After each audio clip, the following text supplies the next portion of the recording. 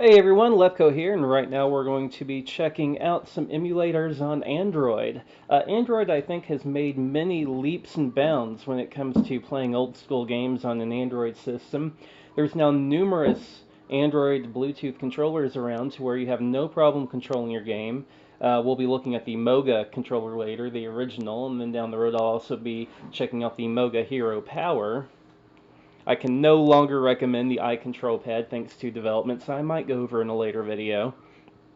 But today we're going to be focusing on emulators. Now, a lot of people are familiar with RetroArch, which plays numerous old school game systems up to the PlayStation 1, I believe. But I want to check out some emulators for systems that are even newer. So this particular video, we will be checking out DraStic. DraStic is a very well done DS emulator. Going to load new game here. Check out something like Retro Game Challenge.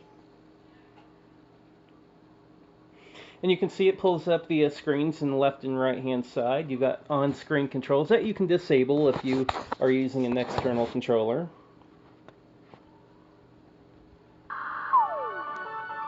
And there's our game pulling up. Hopefully the audio isn't overriding. I'm going to go ahead and hit continue here. To pull up the start button, you see this icon down here with the arrow. Just tap it, hit start. Unless, of course, you don't have a saved game available, in which case go up to New Game and start there.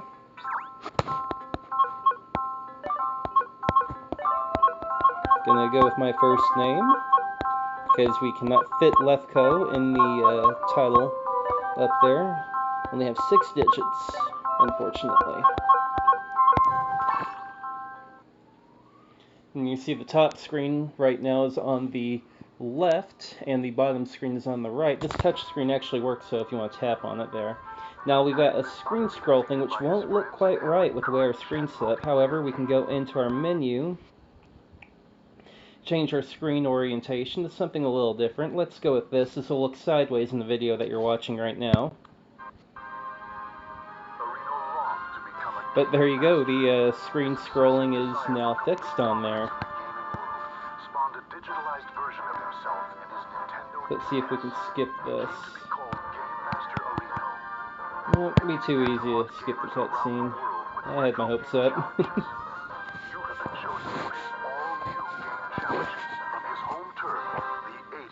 By the way, Retro Game Challenge is a great old school DS game. I really wish they would have released the second one over here. I guess they never did. And I guess our only hope now is maybe for a fan translation, which I really hope happens.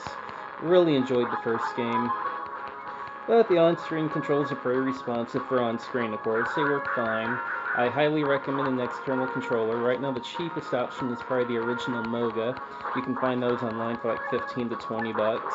Definitely worth it for a controller. Just remember that no internal batteries. You'll have to pick up some AAA batteries.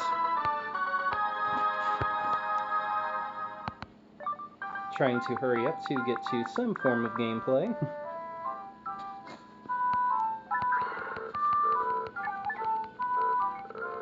I'm going to go ahead and switch my screen orientation back to normal for the video.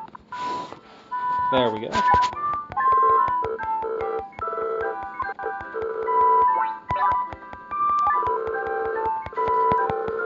As you can see, the emulator is great, runs full speed for most all games I've played. The only game I've experienced any lag in has been Final Fantasy IV for the DS. By the way, I am operating on i6 7 Pro tablet. It uses a Tegra 3 GPU, which your mileage may vary, of course, depending what kind of hardware that you have in your system.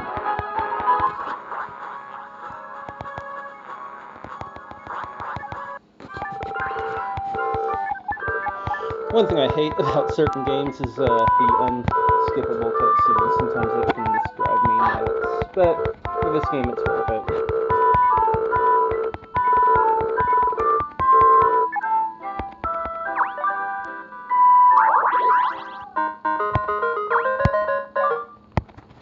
So we're finally to some gameplay.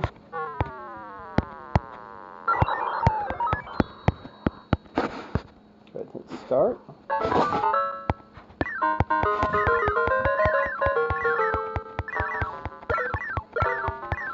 But as you can see, it's playing full speed and working fine. Let's load up something else real quick. So we'll go into our menu here, hit new game down there in the corner, load up one of my favorite Castlevania games, Dawn of Sorrow for the DS again.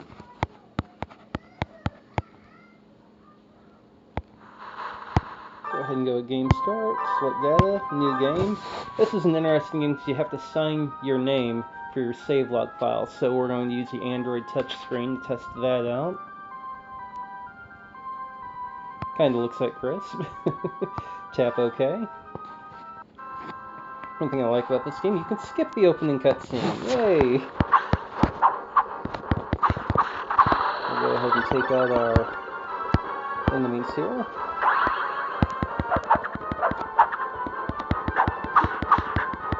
Great way for me to take damage in the opening cutscene. It's a problem with on-screen controls. They're probably not the best controls to use.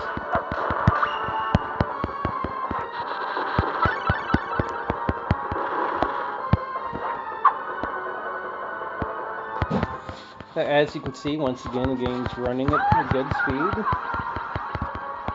Definitely playable, especially if you have an external controller. So that's pretty well it for this video, just showing off that you can in fact play Nintendo DS, not 3DS, keep that in mind. I don't want to see in the comments section, oh, well, it won't run my 3DS game. No, this is an original DS emulator, but it does come at a cost. This emulator does cost $7.99 on the Play Market. There is a demo on there, so you can load up the demo to see if everything works out well with whatever device you're using, be it a tablet or a phone, maybe an Android TV box. But that's pretty well it. Highly recommended if you are a DS fan, or if you still are a DS fan. And $7.99 isn't really that much to pay for a really high performance simulator. So until then, I'll see you guys next time, maybe with the video showing off the PPSSPP emulator for PSP.